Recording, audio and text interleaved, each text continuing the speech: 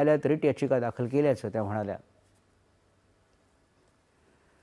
अंबरनाथ नगर परिषदेच्या उपनगराध्यक्षपदाच्या निवडणुकीमध्ये पुन्हा एकदा नाट्य घडलं असून भाजपला बाकुल्या दाखवत शिवसेना आणि राष्ट्रवादी काँग्रेसनं एकत्रित येत उपनगराध्यक्षपद पटकावलं आहे.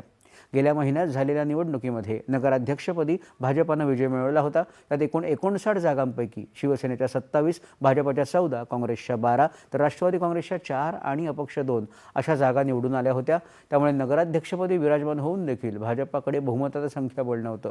या पार्श्वभूमीवर अंबरनाथमध्ये काँग्रेसच्या 12 सदस्यांना पक्षानं निलंबित केल्यानंतर त्यांनी थेट भाजपामध्ये प्रवेश घेतल्यानं त्यांची एकूण संख्या 26 झाली होती.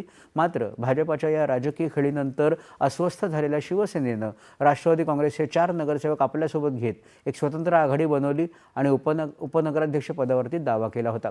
त्यानुसार राष्ट्रवादी काँग्रेसचे सदाशिव पाटील हे काल उपनगराध्यक्षपदी निवडून आले. बृहन्मुंबई महानगरपालिका